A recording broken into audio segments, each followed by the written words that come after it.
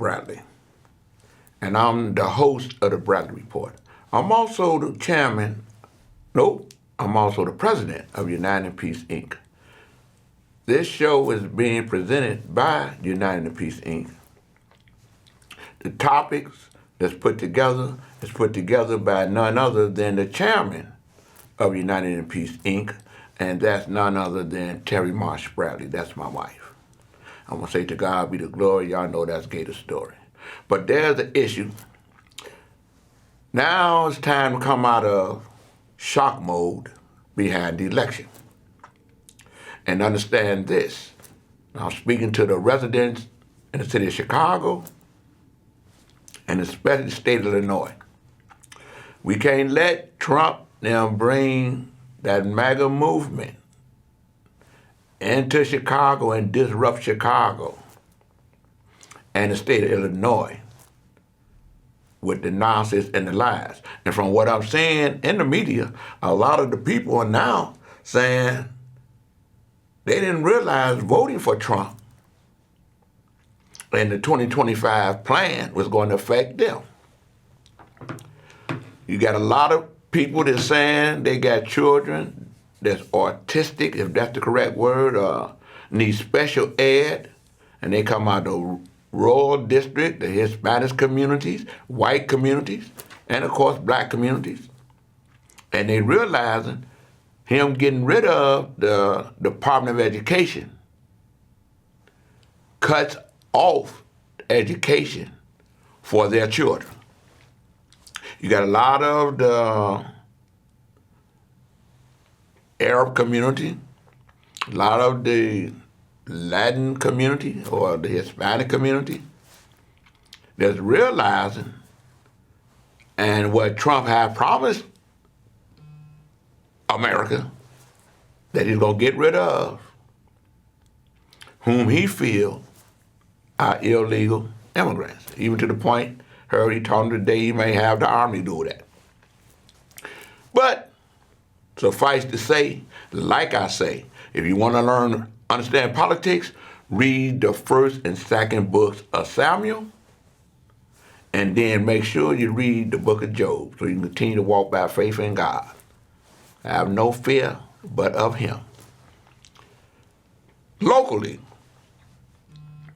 the mayor's talking about the budget. He got to get the money for the budget. You got to have revenue to pay for things. The city council voted 50 to nothing, saying they didn't want no taxes. And what the mayor let them know, what he presented was a proposal. Google the word proposal so that you can understand the meaning. Fast forward, what I'm going to show to you today on my show, out the mayor's mouth, from the questions of the media dealing about the budget. The mayor and his administration has went from 300 to 150. But hey, we're going to see what is. So I would appreciate if you would look, listen, and learn. Sister Monty, let's go. An unfortunate set of circumstances that have left people and families behind. Now, again, there are alders that don't necessarily agree with that sentiment or those values, but I'm going to continue to remain and keep an open mind of how we can make those investments, GBI, as well as develop investment, I believe, Chase, for small businesses as well. So those resources can actually touch the communities that they were designed to touch. But again, as I've said from the very beginning, alders will come with ideas. Some of them are one-time solutions, which, quite frankly, does not get at with what we need to get at, which is repair the structural harm. But we remain open for those type of suggestions and feedback. And, on the police budget, your administration is still budgeting less for police lawsuits than actual costs. You're keeping the exact line item amount that former Mayor Lori Lightfoot had despite rising costs. What's the reasoning for that? And what is your administration doing to try and help lower overall the cost of police-related lawsuits? Yeah, my deputy mayor for community safety is here. I'll let him just weigh in on some of our, larger goals, and look, there's no secret that the amount of money that we're spending on settlement is astronomical. And it highlights a couple of things. It highlights, one, that constitutional policing did not exist. And so now we're paying out settlements that, were a part of abuse cases before, I was, out of high school, right? So what our ultimate work is, our ultimate responsibility, one, is to make sure that moving forward, we're doing a better job of policing in this city. And I believe that transformation is happening, but also working earlier and sooner with some of these cases to be able to not accumulate so much financial weight in order to settle these cases. But unfortunately, states' attorneys of the past were incredibly irresponsible and reckless and heinous. And the city of Chicago has to do its part to offer up reparations in this aspect to black men in particular who have overwhelmingly been targeted by wicked policing. It's why I'm grateful that we've had 8 years of our state's attorney, Kim Foxx, exonerating dozens and dozens and dozens of cases. So that effort is ongoing. Now I'm going to share this with you. It says Mayor Brandon Johnson is now proposing hiking Chicago property taxes by $150 million instead of the $300 million. Again, that's a proposal. He presented a proposal. He knows what has to happen. He knows one way to get revenue is through taxes, especially when a lot of the people that's saying in corporate America, they don't want no taxes. Remember when he put a thing together on the ballot for the people in the city of Chicago to vote so that the 1 or the 3% of the people with all the money and those that have homes or property that's worth $1 million to pay their fair share. And he would have been able to generate $100 million for the program. Those entities spend money and convince the people vote no.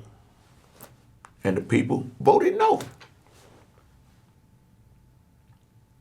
And the same individuals that spent that money in advertising like it's a sin for the revenue when they already know that the former mayor, Daley, they sold off things that was generating revenue. So he come up with a plan that make, hey, everyone has a hand in this. All the alders, all the men and all the women, all 50 of you, come in with your plan on how to generate revenue. If you're talking about we have too many police, then put your plan up and say, cut the police, cut the firemen, cut city services, cut the sanitation, cut the firemen. Put your proposal out there. His proposal is not saying any of that. He's providing services. But one of the things that's key and very important, everybody want to know, especially in the blue states, everyone is coming together around the city and saying, hey, wait a minute. We got to protect what we got. We can't just go and listen to willy-nilly and all them talking about make it red, make it red, make it red, and then you be crying red. So look, listen, and learn. Share from a common sense approach. We all know that we can't stay in our apartments or homes unless we get some revenue, be it a job, be it a stipend. So the money, come on with the other piece. has vowed to deputize quote-unquote military assets to carry out his mass deportation plans. As mayor, if the president somehow deputizes military or National Guard on the streets of Chicago to assist in deportation raids, what do you do? Well, first of all, that would be just a horrific measure to take. It would be. And I hope that the president-elect reconsiders that approach. There's no disagreement in this country that we need comprehensive immigration reform. We need real policy. Like, that's what our focus should be on. We can do that, right? We could do that now, in fact, right? It's not too late. So I know President Joe Biden has worked with the Senate. He's attempted to work with the House of Representatives to actually pass something of substance to provide border patrol, stronger border patrol, support at the border, to hire more judges so that we can see asylum cases in an expedited way. There's so many other measures that we can take as a country. One of the things that's important that the people of Chicago know, that we have partners at the state level, at the county level. We're all going to work together to not allow the president-elect to use such extreme measures to respond to this moment. Like, we have to understand that as a society of people, we have to just treat people better. And I'm not saying that it allows for just mismanagement. Certainly we're not doing that here. In fact, when the mission began, there was no plan. We have not had a single bus arrive in the city of Chicago since last December. Our population census is under 3,000. 50,000 people have come to this city without federal support. What President-elect Trump can do is partner with mayors like me, who see a pathway forward. We're calling for reparations in Chicago, as well as making sure that we create a shelter system that works for everyone and remain in a welcoming city. We don't have to pit one group against the other. And so we're going to work with our state partner, we're going to work with our county partner to ensure that our entire region becomes a model for how the world can behave. And let's not play into the fear and anxiety that unfortunately the president-elect is, quite frankly, profiting off of. Just a quick follow-up. You and the president-elect are on complete opposite sides of the spectrum on a lot of issues. Would you want to meet with him if it meant some shared priorities for Chicago? He's the president of the United States of America. I'm not. Look, I've had to deal with brother-in-laws. I'm just saying. It's not a difficult, dynamic to meet with the president of the United States of America. We're not going to meet at Trump Towers, though. All right. Hi, Mayor. Hey. As you have described, creating a more open, collaborative, and transparent budget process this year, what challenges and successes have you found that you will take into next year's budgets that you'll hope to implement? Well, first of all, the success is the fact that we actually have a process now.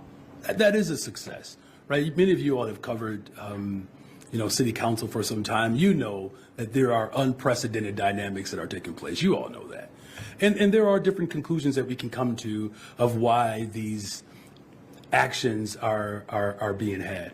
The way the First Lady describes it, my wife says, I say, honey, you have all these people with all these different ideas, and you're trying to corral people around a set of values that works for everyone. And I'm like, many of them did not have that type of interaction with previous administrations. And she said, well, honey, you inspire people. You bring out the best of people. And that is success. Now, the challenge, of course, is what I was simply alluding to. You have, and I don't know who brought this up. One of your colleagues brought it up about the sort of the configuration of which revenue ideas are you considering and which ones you're not considering.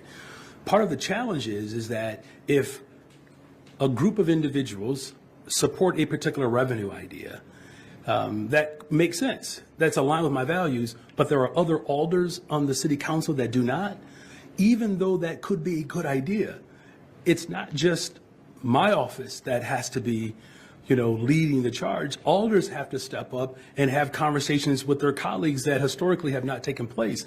And so that's where some of the triangulation has taken place. But that challenge will continue to work its way out. As you've already seen, I've reduced the property tax by $150 million. And there are more ideas and more gains to be had. And as you negotiate with alders, many of whom probably share values with their own constituents, how are you making sure that the results of the public engagement roundtables are not left out of the negotiations for Yeah, revised that's an budget? excellent question. I'm glad you raised that. And, he'll let Chase jump into that as well because he has had to bear. So it's like all of the ideas that come through, they start with me. You know, That's not- the wonderful thing about this,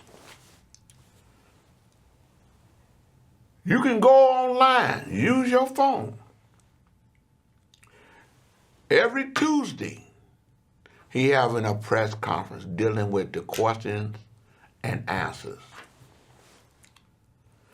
You can also watch the budget hearings. I go down to City Hall and I sit there and I listen to it.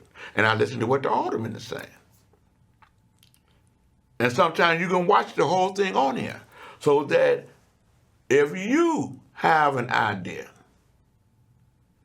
you should call your alderman and say, Alderman, I can't speak in the city council to say what my idea is. But would you say, here's something from your constituent? He said, have we considered this? That budget situation is a two-way street. He's showing where everyone have a right to say something and bring something to the table. Don't just come to the table and gripe. And then, like you say, for the few aldermen that's on record trying to get the impression like he's not reaching out to them, he got receipts to show where he's reaching out to you.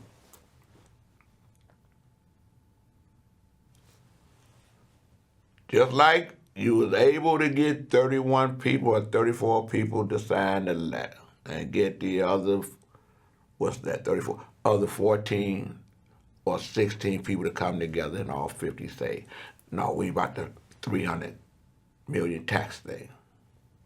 Unanimous vote. But at least that showed your constituents that you against this straight tax. And all the mayor presented was his proposal, because at the end of the day, it used to be where only the mayor felt the responsibility to make sure that that budget is balanced. When they had revenue coming into the city to balance it. It's going to be a balanced budget. Make no mistake about it. But don't forget who helped bring it about. And don't get tricked about who they pushing to become mayor. Because 9 times out of 10, just like that police union president, is straight about MAGA, straight about destroying, straight about causing confusion. Just like the other guy that ran against Brandon Johnson, Paul Wallace, that was instrumental in creating a fiasco with the school. These are documented, verifiable facts. This ain't no slinging or no, can I say, playing no dozens. We're dealing with facts. But at the end of the day, everybody knew that he was a part of the MAGA movement to create noise and confusion. The one thing that he said, the power that the president got, all the power to do what's right if he's really concerned about the betterment of making America great.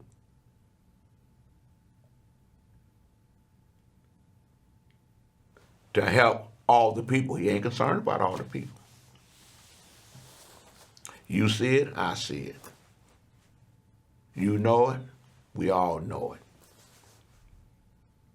But one thing about, what's that saying? When you got all the power or corruption or whatever that is, but they say if you got a lot of power, corruption, absolutely, or whatever it is. An individual that feels like he got all the power in hand. That's why I said, just take time and go read the first and the second books of Samuel in the Bible. Spend some time. The people then, one of the king, when they was talking with God, and God was helping to fight all their battles. Yet they said, we want a king because we saw so-and-so had a king, and I know we destroyed him, but we want a king too, so he gave him a king. God didn't tax nobody, from what I'm reading in the Bible, and read it for yourself. Got a king, he went to tax it. The king come to God and say, I need you to help me to destroy my enemies. God's okay. Don't bring nothing back. No cow, not the women, not the treasure, none of that. Don't bring nothing back. He violated, he brought something back.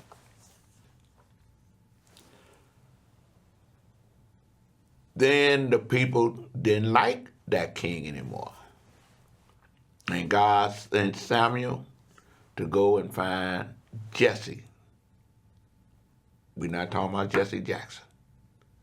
We're talking about David's father that became a king, had a son named Solomon, yada, yada, yada. But at the end of the day, people, I want to say this. Get off into the book of Job as well.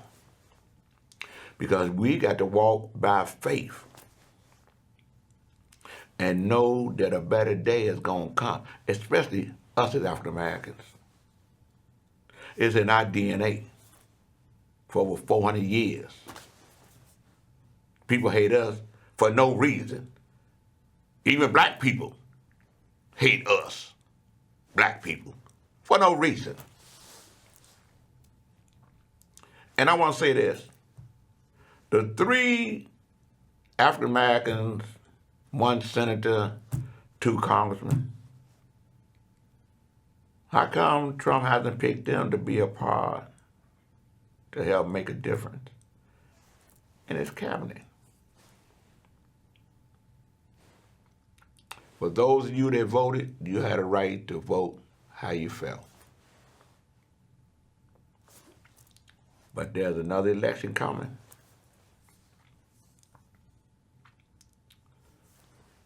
And I hope, just like a lot of us, not me, a lot of us as people, forgot election 2020 and what happened. But you ain't going to be able to forget this term.